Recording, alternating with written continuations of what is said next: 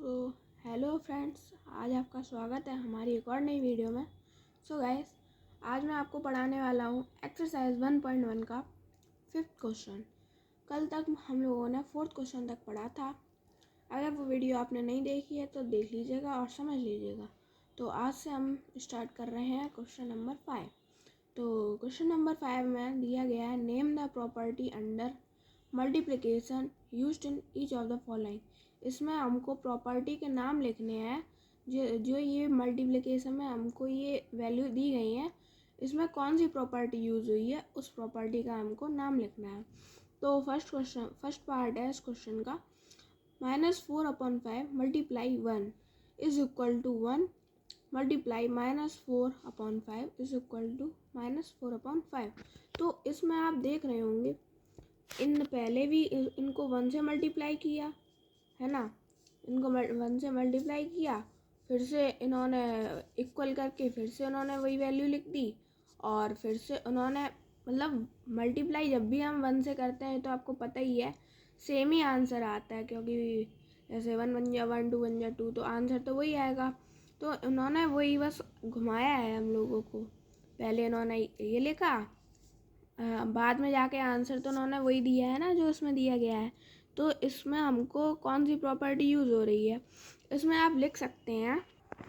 तो इसमें हम लोग लिख सकते हैं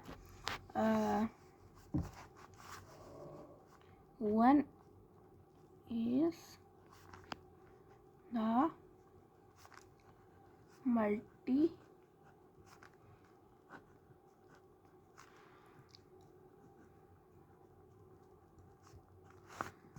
is the multiplicative इनवर्स। क्योंकि आपने क्वेश्चन में देखा ही है कि उन्होंने 1 से मल्टीप्लाई किया और आंसर बाद में वही उन्होंने दिया है, तो आप ये लिख देंगे, आंसर बिल्कुल सही माना जाएगा। तो आप इतना सा बस आप याद कर लीजिए, चाहे समझ लीजिए, 1 इज़ द मल्टीप्लिकेटिव इनवर्स। बहुत सिंपल है। तो चलिए बढ़ते हैं सेकंड पार्ट की तरफ। सेकंड पार्ट है इस क्वेश्चन का, -13 multiply -2/7 is equal to -2/7 multiply -13/17। तो इसमें इन्होंने पहले ही अगर आप प्रॉपर्टी आप जानते होंगे अच्छे से, अगर आपने पढ़ी होंगी तो आपने ये देखा ही होगा, इन्होंने क्या किया, a multiply b is equal to b multiply b a, उन्होंने वही घुमाया। तो इस प्रॉपर्टी का नाम क्या है, अगर आपने पढ़ी होगी तो आपको बिल्कुल याद होगा। हाँ, आपने बिल्कुल सही समझा है, इस प्रॉपर्टी का नाम है, तो इस प्रॉपर्टी का नाम है कम्यूटेटिविटी प्रॉपर्टी। तो आपको बस इसमें सिंपली लिख देना है कम्यूटेटिविटी प्रॉपर्टी। तो मैं आपको लिख के दिखा देता हूँ,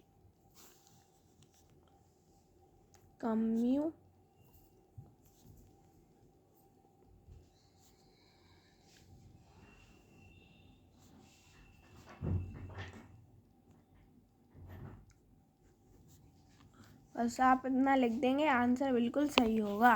फिर चलिए बढ़ते हैं इसके थर्ड पार्ट की तरफ क्वेश्चन की। तो थर्ड क्वेश्चन है इसमें, -19/29 मल्टीप्लाई 29/-19 इज इक्वल टू 1। तो इसमें इन्होंने क्या किया है, ये हम लोगों ने पिछले पार्ट में क्वेश्चन की ये पढ़ा था कि हम लोग अगर उसका उल्टा करके हम आंसर अगर 1 ले आए तो वो कौन सा इन्वर्स होता है, मल्टीप्लिकेटिव इन्वर्स। हम लोगों ने पहले ही पढ़ा था। इन सब में हम लोग क्या कर रहे थे, इनको उल्टा कर रहे थे, रेसिप्रोकल कर रहे थे, मल्टीप्लाई कर रहे थे, आंसर 1 ला रहे थे। तो ये भी वो ही है, इसमें आपको कुछ नहीं लिखना है, सीधा मल्टीप्लिकेटिव इन्वर्स लिख देना है, यही इसमें समझ आएगा। तो चलिए लिख देते हैं मल्टीप्लिकेटिव इन्वर्स।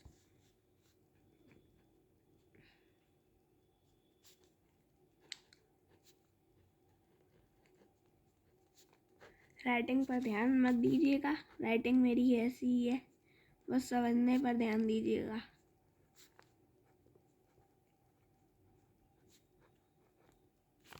तो इसका मल्टीप्लिकेटिव इन्वर्स आंसर था।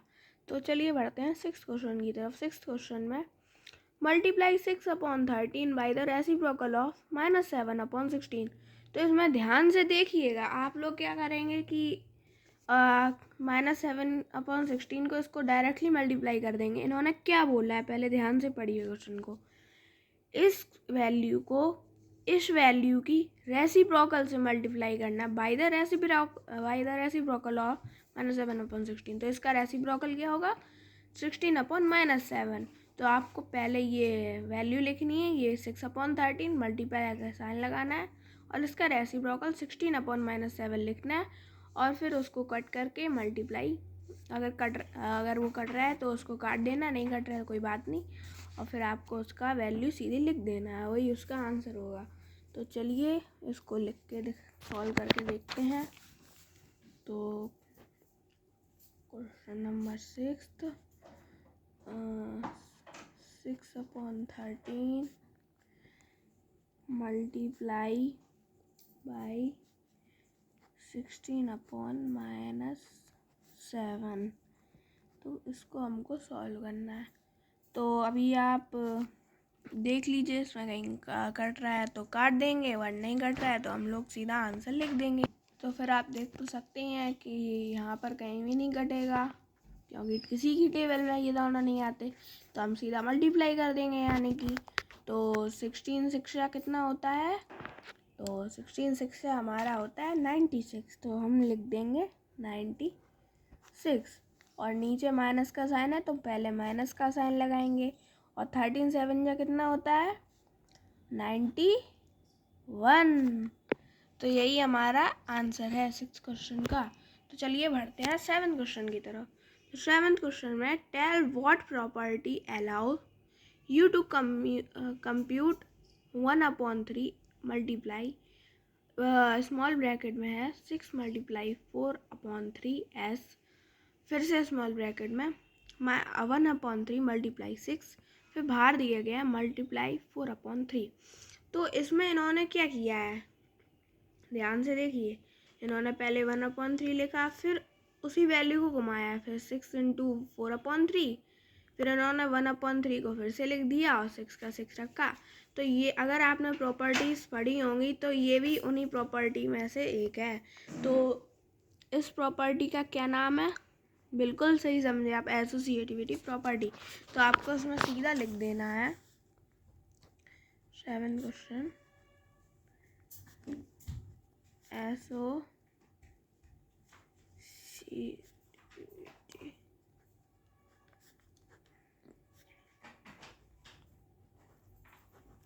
प्रॉपर्टी, बस यही इसका आंसर है।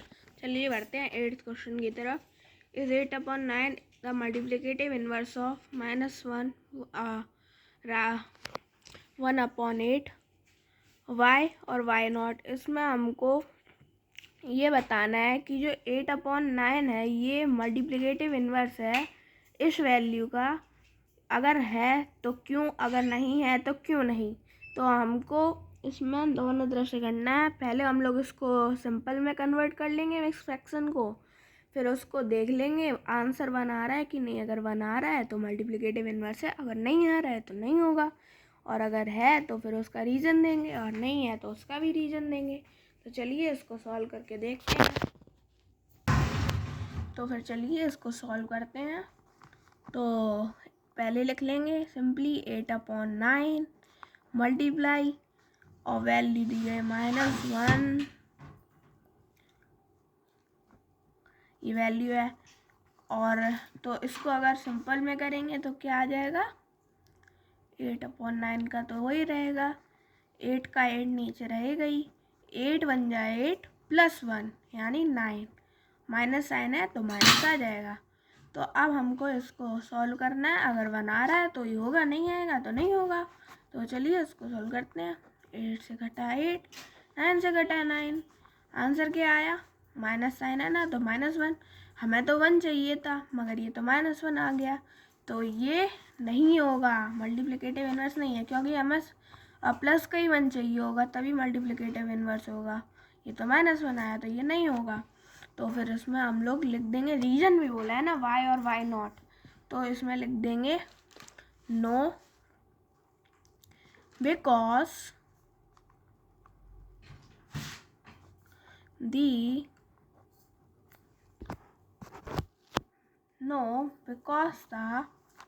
Product of the value was not 1।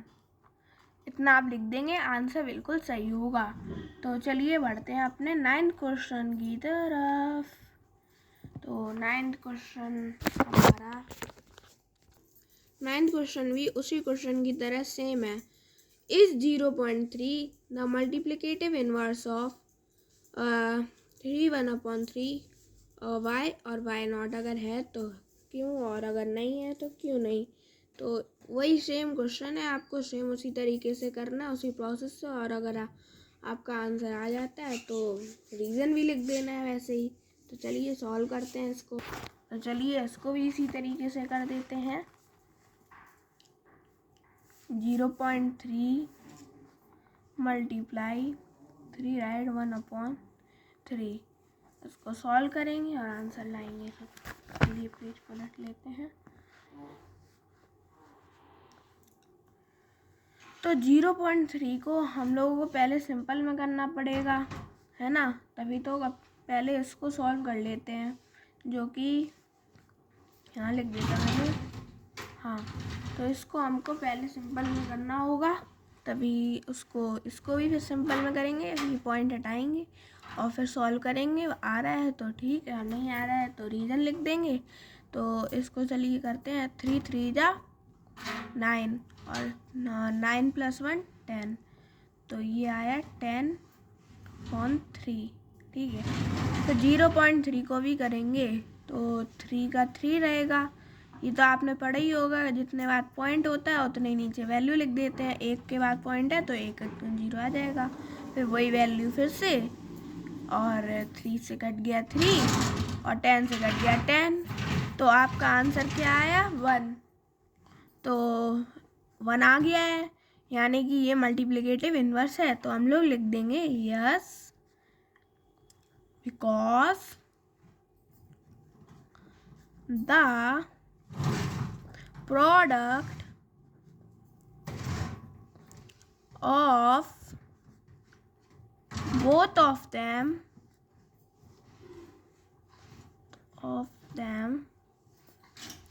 was 1।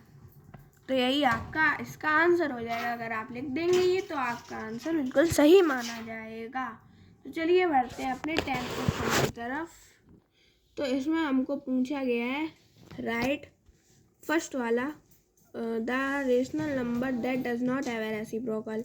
ऐसा रेशनल नंबर जिसका कोई रेसिप्रोकल ही नहीं होता है।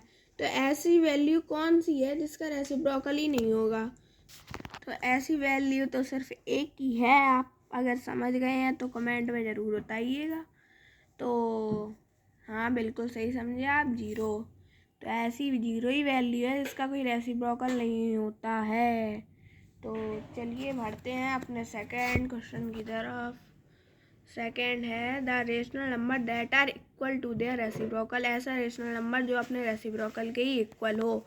तो ऐसा भी सिर्फ 2 ही वैल्यू आएंगी, जो कि हैं सेकंड पार्ट 1 हो गया एक। तो अगर आप उसको देखेंगे 1 के नीचे क्या होगा? 1 होगा। और अगर इसकी रेसिप्रोकल भी कर देंगे तो भी 1/1 आएगा। तो इक्वल है दोनों वैल्यूज़, तो इसलिए 1 हो गया एक तो। और 1 एंड -1, -1 भी हो सकता है। अगर आप देख लीजिए, जैसे -1 दिया है 1 होगा। और अगर इसको रेसिप्रोकल करेंगे आंसर तो वही इक्वल है ना, जब ये कट जाएगा इसका ये आंसर क्या आएगा? 1 ही तो आएगा। तो इसलिए ये भी -1 भी ये है। तो चलिए थर्ड पार्ट के तरफ बढ़ते हैं इस क्वेश्चन की। तो थर्ड पार्ट है the rational number that is equal to its negative. ऐसा रेशनल नंबर जो अपने नेगेटिव वैल्यू के इक्वल हो। तो ऐसा तो सिर्फ एक ही है, 0। क्योंकि अगर वो 0 क्योंकि माइनस का 0 होगा तो भी उसकी सेम वैल्यू, और अगर प्लस की वैल्यू प्लस का 0 होगा, क्योंकि 0 तो 0 ही होता है। अगर आप एक नंबर लाइन बनाएंगे उसमें 0 देखेंगे तो 0 तो ना प्लस में होता है ना माइनस में, दोनों के बीच में आता है, तो इसलिए 0 ही ऐसी एक वैल्यू होगी। तो चलिए बढ़ते हैं अपने 11th क्वेश्चन की तरफ। 11th question, fill in the blanks. First part है 0 हैश डैश रेसिप्रोकल। ये हमने ऊपर ही देखा था कि 0 का कोई रेसिप्रोकल नहीं होता है, तो इसलिए इसमें नो लिख देंगे। The number dash and dash are their own reciprocal. ये भी हमने सेकंड पार्ट में इसका देखा था, सेम इक्वल वाला, तो वही 1 एंड -1 इसका आंसर हो जाएगा। रेसिप्रोकल ऑफ -5 इज, अगर 5 के अगर किसी भी वैल्यू के नीचे कुछ नहीं होता तो 1 होता है, तो इसलिए इसका आंसर हो जाएगा -1/5। आप 1/-5 भी लिख सकते हैं अगर चाहें, अगर चाहें तो आप -1/5 भी लिख सकते हैं, और चाहे तो 1/-5 भी लिख सकते हैं, क्यों दोनों में कोई भी इफेक्ट नहीं पड़ेगा।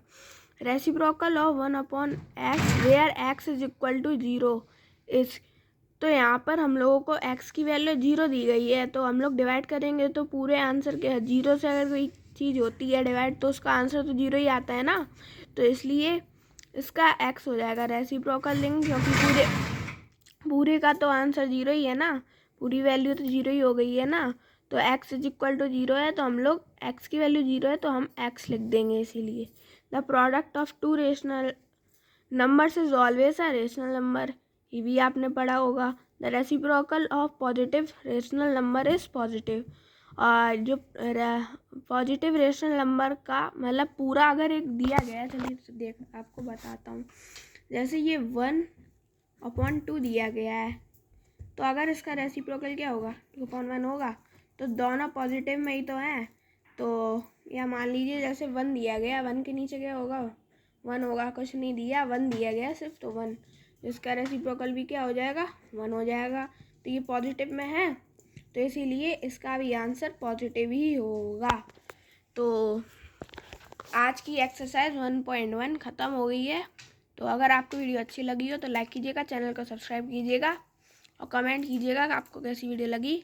तो thanks for watching, bye bye.